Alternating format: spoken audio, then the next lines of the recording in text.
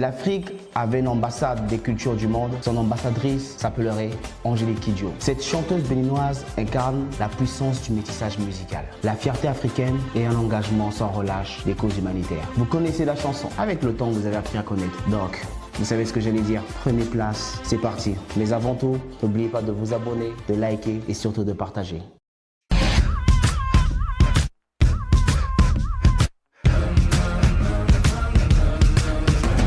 C'est en 1991 que le monde découvre la Mam Africa avec l'album Logonzo, produit par le célèbre compositeur jazz Jean Ebrahim. L'album propulse Angélique Kidjo sur la scène internationale, lui ouvrant les portes des festivals et des grandes collaborations. Mais avant ce succès, c'est quoi son histoire à Angélique Kidjo? Née à Ouidah au Bénin en 1960, Angélique grandit dans une famille d'artistes. Très jeune, elle baigne dans un univers où se croisent les rythmes traditionnels du continent, les chansons françaises et la soul afro-américaine. Elle débute sa carrière à Cotonou, puis s'installe en France dans les années 80, où elle perfectionne sa formation musicale au Centre de formation musicale CIM à Paris. Polyglotte musicale, elle chante en fon, en yoruba, en français, en anglais et même en swahili, tissant des ponts entre les continents. Angélique Kidjo ne se contente pas simplement de représenter l'Afrique. Elle l'élève, elle le réinvente album après album.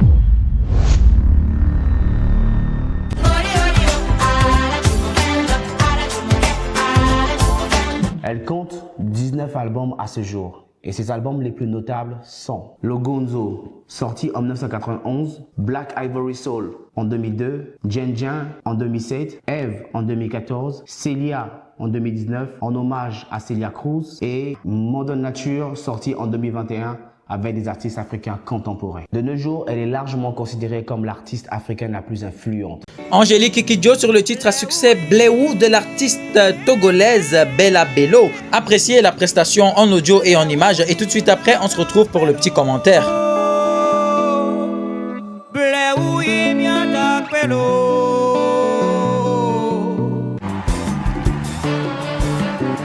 En effet, récompensée par 5 Grammy Awards, saluée par le Time Magazine comme l'une des 100 personnes les plus influentes au monde. Angélique Kidjo est bien plus qu'une star. Elle est une lumière africaine, universelle, un symbole d'excellence et de liberté. Je tiens à rappeler quand même, si vous avez entendu, elle a 5 Grammys. Aujourd'hui, les Nigérians se battent pour avoir les Grammys. Même Fally Ipupa cherche à rentrer aux États-Unis pour avoir un Grammys. Et cette dame, elle en a 5, dépassant même certains artistes américains qui peinent en avoir 3 ou 4. Snoop Dogg n'a qu'un seul Grammys. 50 Cent a 0 Grammys. Elle en a 5 Grammys. Même Chris Brown n'en a que 2. Le premier obtenu en 2012 avec l'album Fame et le deuxième là tout récemment avec l'album Eleven en 2025 où il obtient son 2e Grammys. C'est juste pour vous dire l'ampleur de la carrière d'Angélique Kidjo. Et ça, c'est dommage parce que nous estimons, et j'estime surtout moi, que c'est dommage qu'en Afrique, on n'a pas des musées au style du musée Grévin pour immortaliser nos icônes. Angélique Kidjo, beaucoup peut-être la connaissent pas ou connaissent très peu de ses chansons, mais c'est une dame qui emmène notre continent, qui apporte le continent, qui porte le continent depuis des années, depuis 3 décennies. Elle est reconnue par tous, que ce soit par Koffi Olomide, Papa Wemba de son vivant, les Américains. Même je suivais Quincy Jones et disait qu'il regrettait de ne pas avoir travaillé avec Angélique Kidjo. Imaginez un petit peu, imaginez un instant ce qu'elle représente. Et c'est dommage qu'on n'a pas ce genre de musée. Les chefs d'État, les présidents de notre continent, de notre continent, les présidents d'Afrique. Si vous pouvez, dans l'Union africaine, vous entendre à faire un musée de ce genre pour immortaliser nos artistes, nos icônes, nos légendes, de nos cultures, pendant qu'ils sont encore avec nous, ça serait vraiment quelque chose. Je sais pas comment, je sais pas s'il y a un adjectif ou que je pourrais employer pour dire ce que ça serait. Youssou N'Dour est là. Il est là encore, Youssou N'Dour. Angélique encore là. Mewe est là. Koffi Olomide est là. What we waiting for? Pour vous donner un petit résumé après tout ce qu'on a dit, voici une liste de quelques chansons. On a pris les meilleurs, nos préférés et vos préférés, j'en suis sûr. Et ceux que vous avez oubliés, ceux que vous connaissez très bien et que vous savez même pas que c'était elle qui avait chanté ça. Voici la liste des hits iconiques d'Angélique Kidjo qui ont marqué sa carrière à l'échelle internationale et dans la world music.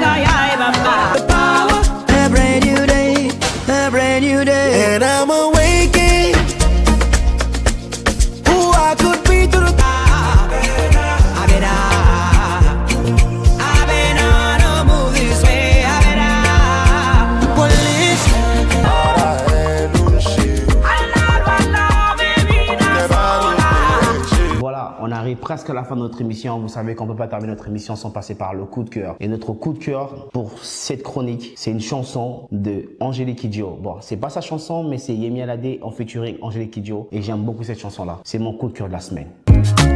Talking drums and shakira combination. I see people under the tambourino. Voilà, c'était tout pour ta chronique du mercredi présentée par Djengombe. William la réalisation comme toujours. N'oubliez pas de vous abonner, de liker, de partager cette vidéo. Et s'il vous plaît, essayez de prendre le temps d'étudier ou de connaître ou de redécouvrir nos légendes africaines. Cette semaine, on a parlé beaucoup de légendes. On a parlé, il y avait le sujet sur Fally Ipupa où je vous mets en description la vidéo. Peut-être vous n'avez pas encore suivi, à savoir si c'est une légende ou pas, une légende ou icône. Mais ça serait quand même bien de nos jours de reconnaître nos légendes, ceux qui œuvrent pour notre culture. Parce que l'Afrique, elle est unique. Hein. C'est vrai que les Blancs nous ont dit que l'Afrique de l'Ouest, l'Afrique du Nord, l'Afrique de l'Est, l'Afrique centrale, l'Afrique australe.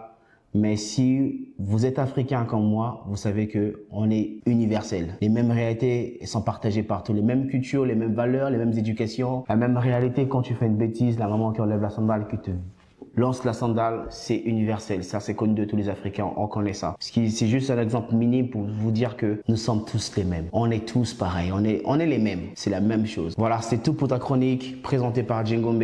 William à la réalisation. À mercredi prochain. Peace.